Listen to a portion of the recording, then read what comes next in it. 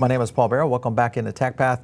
Let's get started. I do want to thank our sponsor, and that is Tangem. If you guys are going the direction of self-custody, and if you're in the blockchain world, and maybe you're brand new to the idea of crypto, well, this is one of, I think, the killer apps of crypto, and that is building a self-custody wallet. And you can do that very easily by just jumping over to tangem.com.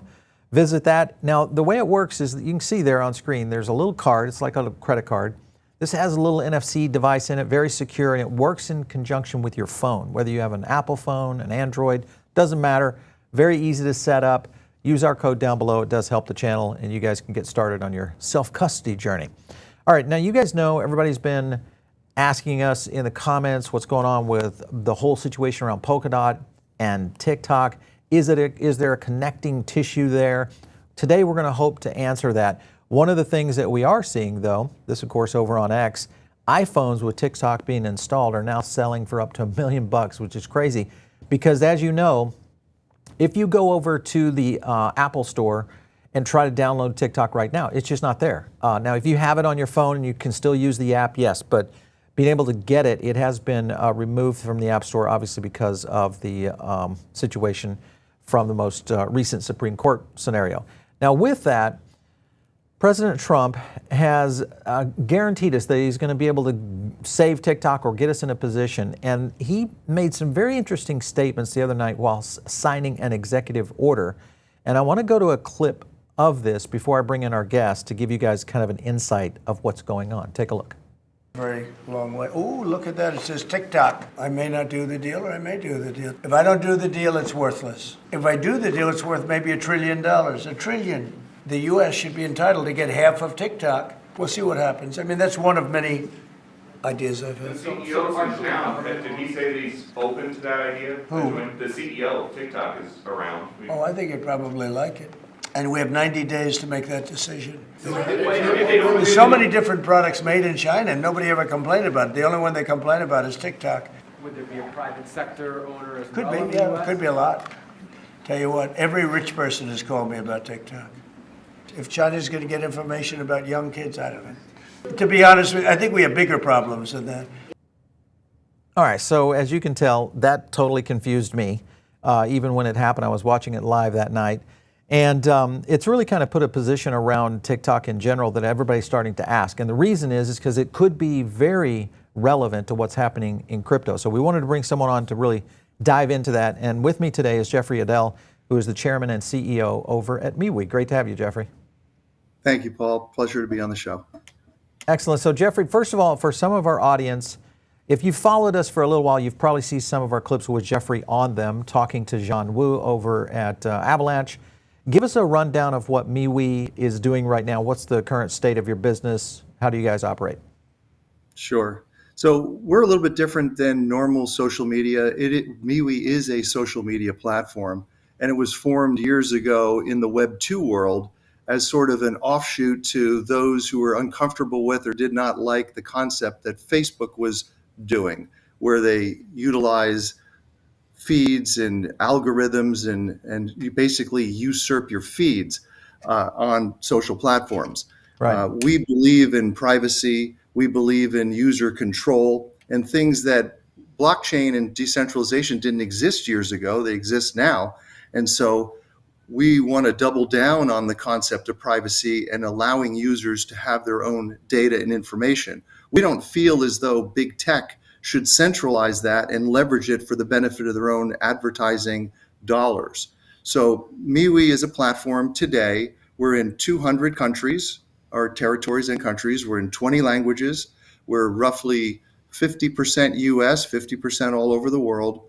And we are now a part of something called Project Liberty.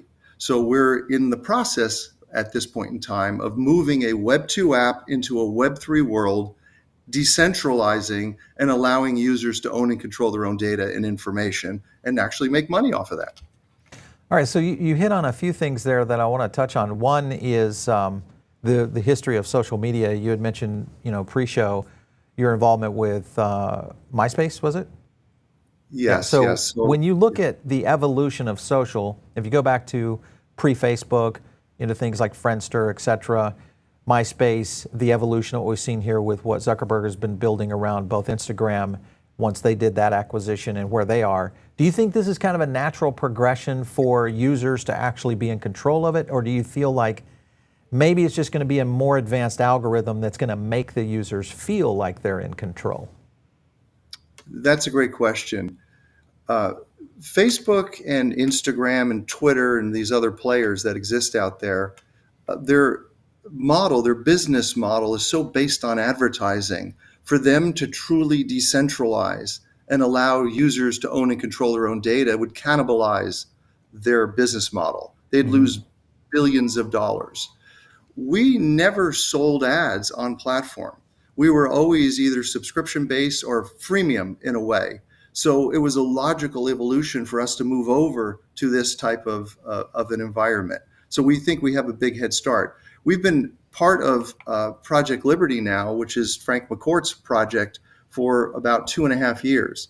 And in Project Liberty, the whole point of that is a movement, a technology for full decentralization, if you will. So we think that we're much more positioned. Players like Lens and Farcaster, they came on board and started with virtually nothing, build huge valuations in their companies and so forth, but they don't have the user base. When you broadcast data, information, or something out there, it goes out into an echo chamber or an ozone, and things don't happen. We have 21 million users on our platform, and we've already migrated about 1.5 million, a little over 1.5 million of those users into blockchain that are active users today. So we are far and away larger than all social platforms, even if you combine them. I started my social world where I was the chairman of a company called Intermix Media, which was the parent company with Tom and Krista Wolf and those that founded MySpace. And at that point in time, people loved MySpace. It was meaningful connections, finding your groups, finding your people. MeWe is a group-based social platform. We have close to 600,000, 700,000 groups that are out there right now on MeWe or more. And we're trying to bring social back to the way it was, like in the days of MySpace. And that's kind of why I got back in 20 years later to come back into this world, seeing what was happening in blockchain decentralization and partnering with Frank McCourt's Project Liberty, because I thought we could bring this to users in a much better way than the way it's being done now, social. So you hit on groups for a minute, because I was looking at MeWe and trying to understand how that model has grown so much in the Web 2 phase. And then you hit on the more Web 3 native concepts, to your point, with Lens and Farcaster, both of which we've reported on and had them on the shows. There's two things there. One is, when you get into a Web 3 native, you're right, the audience doesn't seem to grow very quickly. I would maybe exclude what's happening on Arena because of their connection to Twitter. But if you look at what you guys are doing, a true Web 2 platform, but more group-oriented, do you think that the future of social, especially around decentralized social, will be more tribal, more of these groups and very narrow niches? Or will we ever see another TikTok-like social media platform in Web 3? No, I think you could see a TikTok type platform, and we'll probably get into a couple questions about that as well, because we'll talk about how we're the best house or the best location for TikTok if it is sold. But yes, we believe group base is the way to go. We think that's the superpower of MeWe. We also believe, look, in the normal social world, you're paying influencers to go out there, and I don't think it's very genuine, because people know they're getting paid to go ahead and do something to promote a particular network. And in our world, if you say there's 800,000 groups out there, each influencer who runs each group is like a mini influencer, or each group leader is like a mini influencer.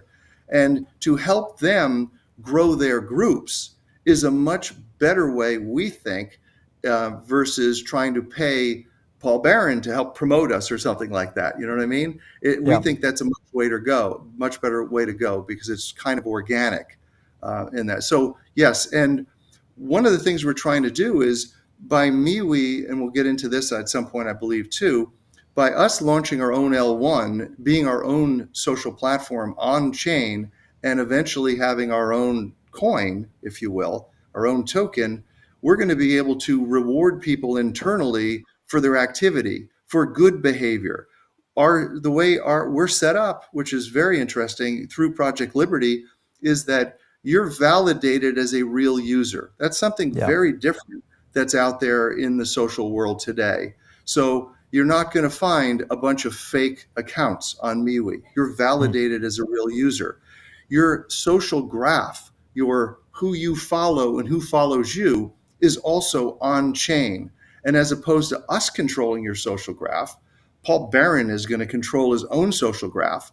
And then as we add other apps, and there's a number of apps that have been added that will go live in the next couple months, you'll be then interoperable. So going back to your initial question about groups, these other apps are going to be able to leverage the groups that exist on MeWe for their benefit as well. So we're going to be an open source platform where we're going to avail ourselves of, say, if a TikTok came on board, we can invite them onto MeWe to be the social side of TikTok, and yet TikTok would have us there as well.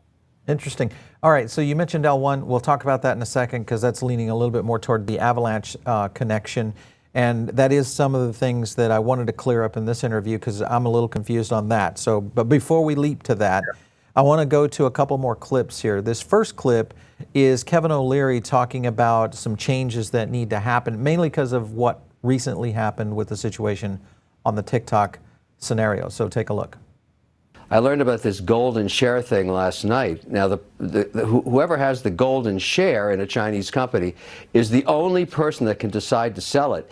So how many public Chinese companies listed on the NASDAQ and New York Stock Exchange have this secret golden share? What is this? And I don't think that's even legal if it's not disclosed in a prospectus if you're buying stock in these companies. A lot of American shareholders in this ByteDance deal, I don't know if they knew about the golden share, but there ain't no deal until the guy with the golden share decides he wants to sell, and that's Chi. But I think you're going to hear a lot of noise about this. I noticed a post from Lindsey Graham. He's freaking out about this, and he wants to make sure that he's going to put a bill out, apparently. All right, so Kevin kind of spazzing out a little bit there about this golden share, because it did come out of the blue, you know, on really the 11th hour within that. I want to jump to one more clip, and then I'm going to ask you some questions around these. This is Frank McCourt, who is the lead over at Project Liberty, and he's talking about, you know, the culmination of resources, and one of them is talking about Jimmy, Mr. Beast, and I wanted to get your opinion on this. Take a look. The $20 billion is not coming from Kevin O'Leary. But it's basically coming from all the major investment firms. In addition to that, we anticipate that the existing investors in ByteDance will want to roll over their investment in a spun-off U.S. TikTok. So capital, there's oodles of capital here. And have you been in touch with ByteDance about the deal? We have been in touch with ByteDance through bankers. ByteDance is silent right now, other than acknowledging receipt of our offer. Which, by the way, was the only offer that went to DOJ and got approved. Now I think they're just waiting to see what President Xi decides to do. There have been a few other folks saying that they're interested in a bid. Mr. Beast, would you ever consider just merging all of those efforts? Mr. Beast has talked to all of us. So I won't, and Mr. Beast is going to be a part of this bid too. So he's very entrepreneurial, let's put it that way. We welcome everyone.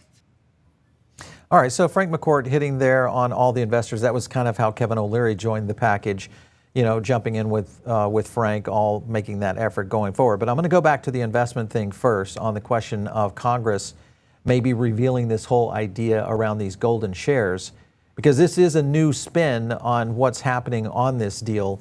Do you think this spoils it for the deal to go through with, you know, the CCPs essentially holding the trump card, so to speak, on this deal?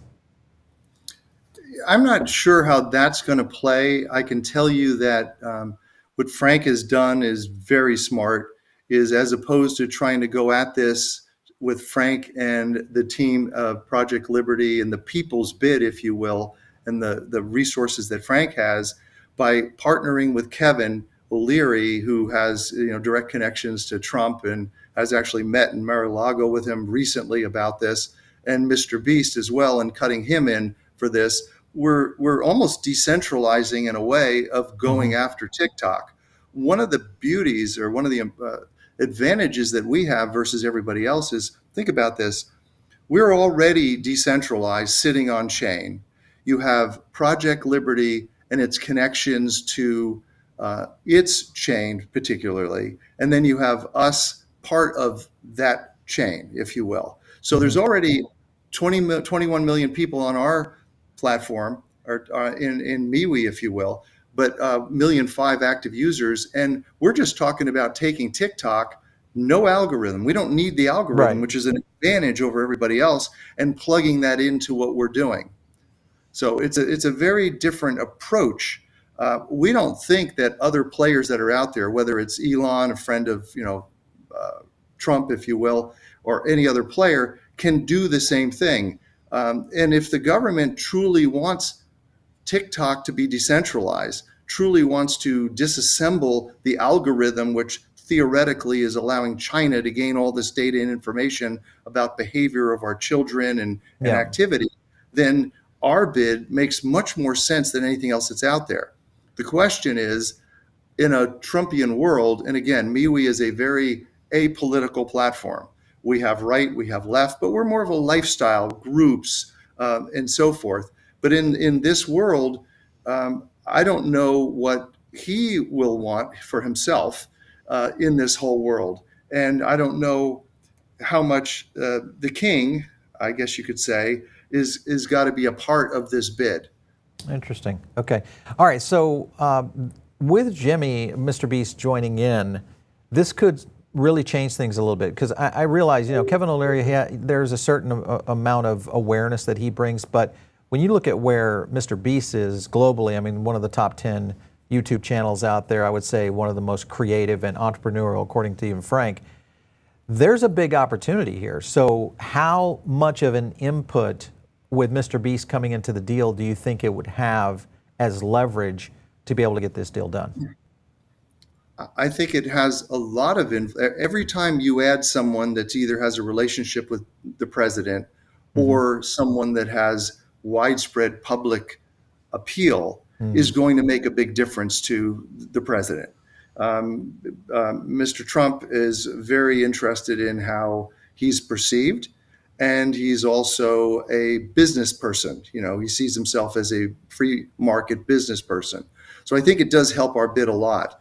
One of the other things that's going to happen here is blockchain is not mainstream. People just know of blockchain as you can trade Bitcoins and things like that. On your show, you have very sophisticated folks that are watching your show, and they get this. They understand wallets and crypto and so forth. But that's a microcosm, right, of the whole world. Yes. So people may hold Bitcoins, and they don't know anything else about blockchain. They just think of it as you're trading. We're trying to set up a world where there's real apps with some real support below it, not like meme coins, right? Real apps with real things going on that support a proper token economy. If we could take TikTok and add it with its 170 million or so monthly active users in a US format, and a Mr. Beast who has such following, you're all of a sudden, the wave over to blockchain and the wave over to this Web3 world, that's, I think, could make it happen for everybody. And then people would realize there's more to it than trading Bitcoins. And then the other key thing is going to be people, these companies, like whether it's Solana or you name it, Solana, all of them, all the individual chains, they have to figure out ways, Ethereum, to get interoperable and be able to have these secure bridges to talk to each other. And I think this could be the push to make blockchain Web3 ubiquitous and take it into a world where you have real apps supporting real currencies. Yeah, well, one thing that you hit on here in terms of the conversion, from Web 2 to Web 3 and the adoption cycle, because you're right now, I would say, yes, the crypto market is growing, though, but yet still a bubble, much like what tech was in, the early 2000s. But you look at Jimmy, Mr. Beast, and where his world appeal and a lot of the things he does in terms of strategy. One of the biggest things Mr. Beast is known for is giving back to his audience. One of the cornerstones of blockchain is the idea of airdrops. So if you think about a TikTok token and an airdrop that Mr. Beast could be a part of, to be able to translate that, that's an immediate plug-in to almost every culture on the planet, because everybody kind of understands how that works. That would be a fanatical way to get this done in terms of the value proposition to get new users coming on to TikTok if this deal goes through. You think something like that could happen? Yes, I do believe something like that would happen. But Okay. again, the wild card is the administration. Yeah. If the Democratic administration had stayed in place with Biden, the Supreme Court would not be overruled in a way. And I believe this deal actually could have happened. Now, with this 90-day stay, I think that there's going to be a lot of other players, like you mentioned, coming into this world. But Project Liberty is about decentralizing, is about involving Jimmy and Kevin O'Leary and other folks part of it. It's a big enough deal that these people could be a part of it. So in a way, you're treating the TikTok deal like the way Web3 operates. Yeah. Yeah, I agree with that. I want to play a clip for you. This is Kevin talking about the expansion into international. And that's if, and I think there's a strategy here in case this deal doesn't go through, but take a look at this. But it gets better. Frank and I are going to fly over to India and meet with Modi and say, listen, why don't we light up those 210 million users you turned off in 2020? Same with Switzerland, France, Germany, England, Canada. That's really what Frank and I are doing here with Project Liberty. We've got a big plan here, and it starts with saving TikTok, but we don't stop there. We grow this much bigger, and we think we can. It's a fantastic idea. We failed users in America with all social media. They don't trust where their data goes. I don't care, not just TikTok, all of them. So you see that international expansion, that obviously would be a huge boon for the U.S. version of TikTok that would not, that especially if it's decentralized and it's on an open blockchain. And this is where I want to get into some scenarios around what you guys are doing. Because when you look at, well, first of all, before I go there, I want to ask you about the question around what if this doesn't go through? What if Frank's bid to move on this does not happen? Where does Project Liberty stand? Where would this affect you guys going forward? Sure. So we're the first project, if you will, the first app that came onto Project Liberty a couple of years ago. It's always been conceived that and we would be interoperable with other apps. Otherwise, this doesn't make sense. Mm-hmm. Project Liberty had three prongs to it if you talk to Frank: a technology component, and a movement component, and a governance component. Because you can't not have one of those three steps, if you will, or one of those 3 points on a stool in order for this to work.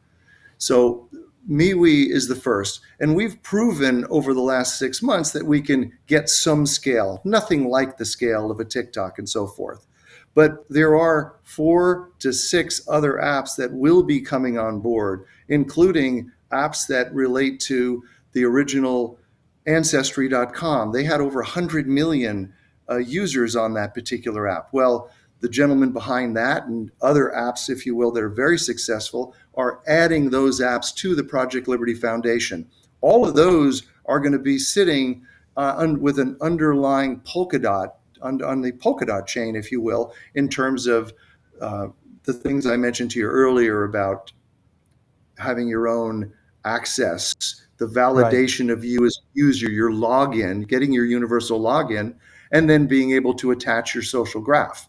So that'll exist. So look, if TikTok happens, which we hope it does, and then everything else that Kevin's talking about, all of a sudden this is a giant movement, it's worldwide, and it puts a lot of pressure on the Facebooks and other players in the world that now we are blockchain. We're on Web3, that's where we're going. It will go there. Governments are going to blockchain. It will go there at some time. Banks, JP Morgan will go there.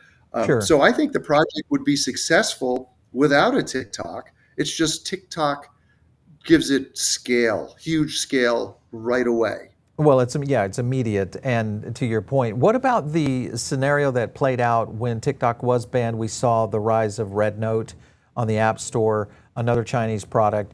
that it appears that users of TikTok are like, we don't care that our data is being given away to other countries. Were you guys surprised that that was happening so quickly, or was it just a kind of the evidence of they had nowhere else to go? What was your opinion? I think people had nowhere else to go. They didn't know Yeah. what to do. They don't know the alternative. And quite frankly, we're not a TikTok. MeWe is not a TikTok. We're a social platform with groups. We can coordinate and work well with a TikTok type platform. But I do believe that they didn't have anywhere else to go. Yeah. Explain to me a little bit about how this is working, because this is where I get confused. When the first time I got a chance to really see you talk, you were talking with John Wu at the Avalanche Summit in Argentina, and the connection. Then you mentioned, the launch of an L1. That's an Avalanche, solution.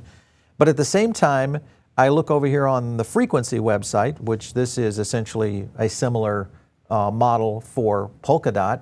You've got MeWe on there. We are 8. How does this? Are you guys on Avalanche now? Are you moving to Frequency, or vice versa? What's the situation? Okay, so thank you for bringing this up.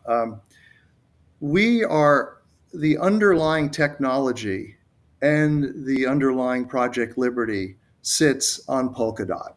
That's, like I said, the universal login. You're going to get that universal login from signing up to MeWe or We Are 8 or any of these other interoperable apps. You're going to get that from Polkadot. Now, so you come on through Polkadot, if you will. That's your door into this. They have a fantastic tech stack, very reliable. It's been tested. It's scalable. Project Liberty and Frank and his technology team, led by Braxton Woodham and Harry, they've tested that out. So they know it's scalable, which is key. What we're doing with Avalanche is, one, we're starting to prove out the interoperability concept that could exist between a Polkadot and an Avalanche, because chains have to be interoperable. And two is that we're launching our own L1 on Avalanche, so that MeWe, the app itself, and the transactions that occur on MeWe would all happen on the Avalanche network. So the sign-in, the social graph, the movement of that social graph from app to app to app will all occur within the Polkadot framework. And the frequency token, which is Frank's token, will exist there. Users that come on board will get frequency tokens at this utility token at some point in time. And they'll be able to use that there, staking, et cetera. And then MeWe, the app, and all of its functioning and commercialization will exist on the L1 Avalanche platform. And then other apps, location-based camera, whatever it is, can add to our app on Avalanche, and they'll be able to utilize the tokens that we're going to be coming out with there, if that makes sense. So by default then, with Avalanche's technology, all those other L1s, which are interoperable with each other, now have the capacity to eventually scale across social, which is where you get the decentralized connection. Okay, I understand how this is. How quickly Paul, are you guys? Go ahead. Yeah, and Paul, pardon me, I just was going to say, we look at this as a benefit for Project Liberty and a benefit for the Polkadot connection, because now you have the Polkadot ecosystem and everything that's being built there, all the Project Liberty apps that keep adding one by one by one. And then you avail yourself also of what's happening, like you've inferred, on the Avalanche side with other L1s and other apps on Avalanche.